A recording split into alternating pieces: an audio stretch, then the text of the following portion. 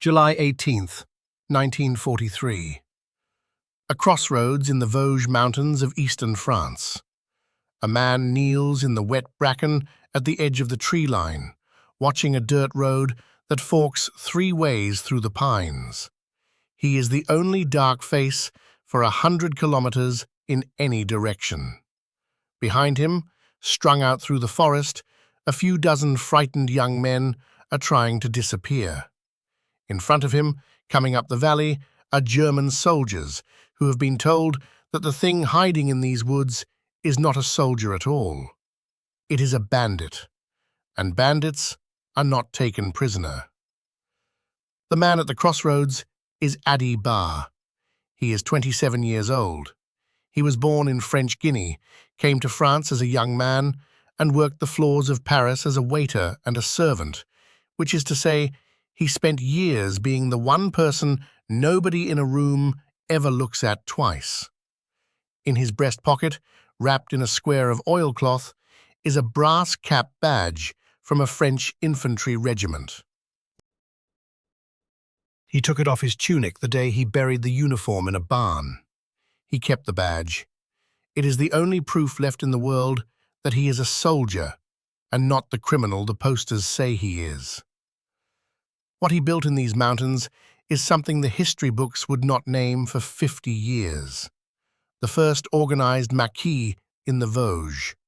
A fighting camp of resistance, stood up and armed and drilled in occupied France, founded and led by a black colonial soldier in a region where his own face was a death warrant. France would forget him almost completely. For half a century, there would be no monument, no street, no line in the textbooks.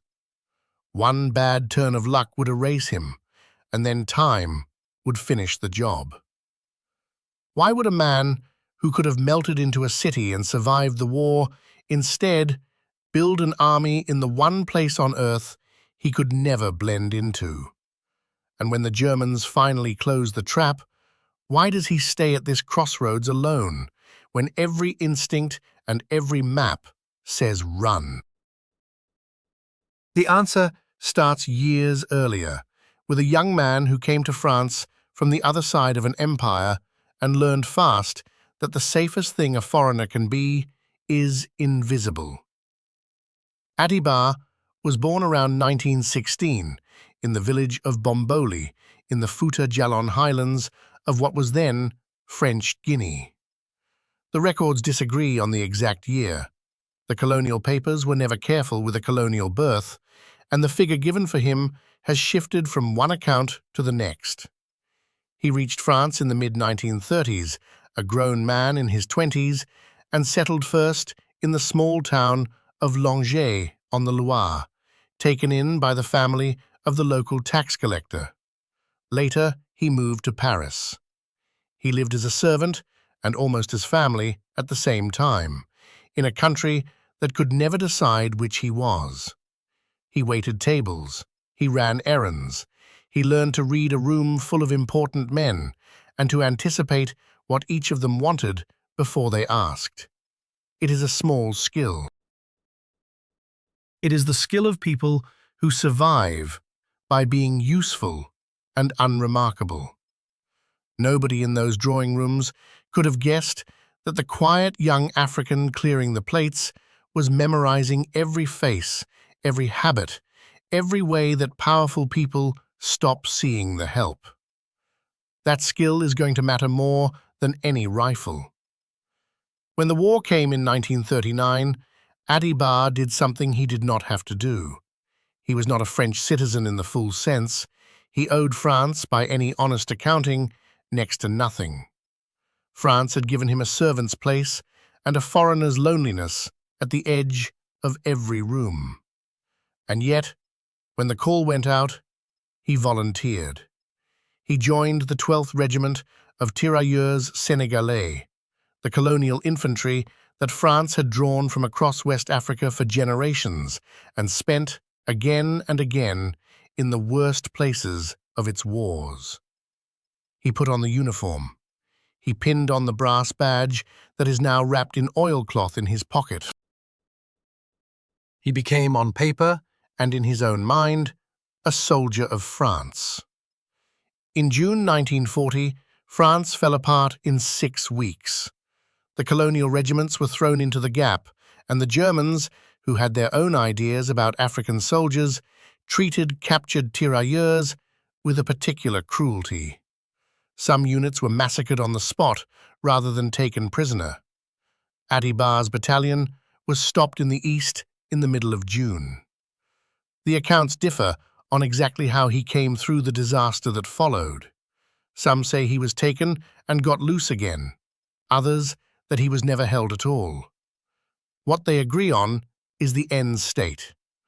When the dust of the collapse settled, Adibar was a free man behind enemy lines, and he had done the thing he had spent his whole life learning to do. He had slipped the net and gone to ground in the countryside. But right now, kneeling at this crossroads 3 years later, Adibar is not a beaten soldier, and he is not a servant. He is the only thing standing between a column of teenage boys and a German sweep that has orders to leave nobody alive. How does a colonial soldier who slipped through the fall of France turn into the founder of the first maquis in these mountains? And what makes a man who spent his whole life being unseen decide at the end to be the one the enemy cannot miss? The collapse was its own kind of cover. The roads of eastern France in June 1940 were a flood of broken units and civilians moving in every direction, and a man who knew how to be unremarkable could move inside that flood without a single head turning. There were no tunnels, no disguise, no dash through searchlights. The man who had spent years being looked through was in the chaos, not looked at. While other soldiers from his battalion were rounded up and marched east into German captivity, Adibar walked the wrong way, away from the columns, into the hills of the Vosges, and the countryside swallowed him. Here is where the arithmetic turns cruel.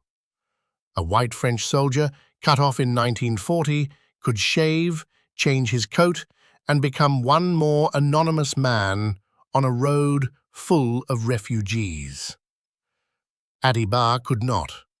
There was no coat in France that made him invisible in a Vosges farm village. Every patrol that passed, every gendarme, every nervous farmer who owed nothing to a stranger and everything to the men with guns was a coin flip on his life. And for a man like him, the stakes were sharper still.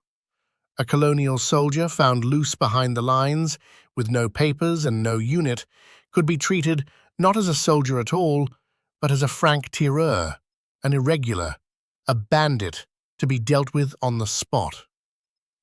Soldiers go to camps. The men called bandits go to a wall.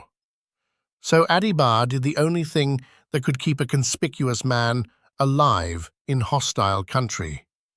He found people who would choose to protect him, and he made himself worth protecting. He was taken in around the village of Toulancourt, sheltered by local families who decided, one household at a time, that this stranger was theirs now. A young woman helped feed and hide him. A village notable looked the other way, and in the nearby town, a man stepped into the story who would never step back out of it. His name was Marcel Arberger, a local tinsmith, a working man known up and down the valley, the kind who can move and ask questions in a dozen households without raising a single eyebrow. Arberger did for Adibar what Adi could not do for himself. He vouched, he connected, he turned a hunted fugitive into the hidden center of something larger. His name belongs in this story to the end. Where Adi goes from here, Arberger goes too. By 1942, the war was changing under everyone's feet. The Germans had occupied the whole of France. Young men across the country were receiving notices ordering them east to work in German factories, the forced labor draft, and thousands of them decided they would rather take their chances in the forest than report. These were not trained fighters, they were farm boys, apprentices, students. Frightened, untested, mostly teenagers, drifting into the woods with no idea how to live there, let alone fight. They needed someone who knew how to turn a crowd of scared boys into a unit. They needed a soldier. And there was a soldier in those mountains already, hiding in plain sight, waiting. Adibar built the camp in a stretch of forest the locals knew well. He called it La Deliverance, Deliverance. There is no record that he meant it as anything but hope. He laid it out like a man who had been in an army, because he had. Shelters dug in and roofed against the cold. Sentries posted and rotated on a real schedule, the way he had once watched German guards rotate from the wrong side of a fence. Discipline. Cover. Roots in and roots out. He scrounged the first weapons, a few rifles, a little ammunition, the trickle that comes before a stream. Sources differ on how many men pass through La Delivrance. The figures range from a few dozen to many more as it grew, and the camp's own records, if it kept any, did not survive what came after. What is certain is that it was the first organized maquis in the Vosges, and that a Guinean orphan was its founder and its commander. Consider the men he was commanding.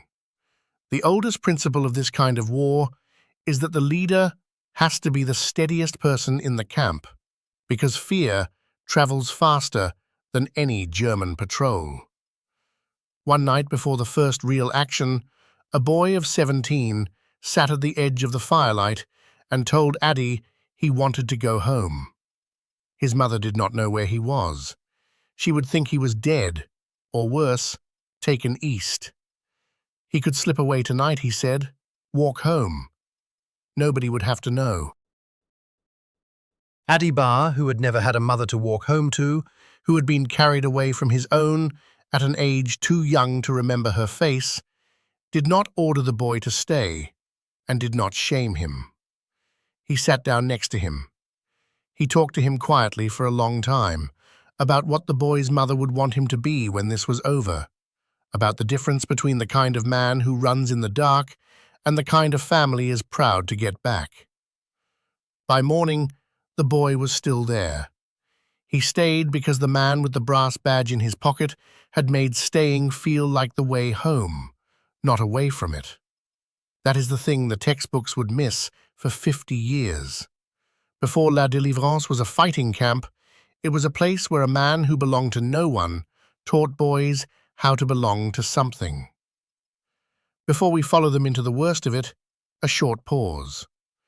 If a story like this one is worth your evening, subscribing helps more of the forgotten ones surface where people can find them. That is the whole pitch. Now back to the forest, where the Germans are about to learn that something is alive in these mountains. Through the winter and into the spring of 1943, the camp held and grew, and a hunted man let himself believe, a little, that the arithmetic had finally bent in his favor. He moved when he had to, with a confidence that should have been impossible for the most recognizable face in the valley, and the old skill carried him. Men who hunt for a bandit are looking for a bandit. They were not looking for a calm, well-mannered man who seemed to have every right to be exactly where he was. He passed through more than one tight place on nothing but the way he carried himself. But a camp is not a man. A camp leaves smoke and tracks and rumors. And in a region this small, where everyone knows everyone, the one weapon the Germans never had to manufacture was the neighbor who talks. How long can the most visible man in the Vosges keep an entire armed camp invisible? And when the betrayal comes, as the records say it did, Will it cost only Adi Bar, or every frightened boy who chose to stay? It comes in July 1943. Not a battle. The Germans learn, as occupiers always eventually do, in a small valley where everyone knows everyone, that something is alive in the forest near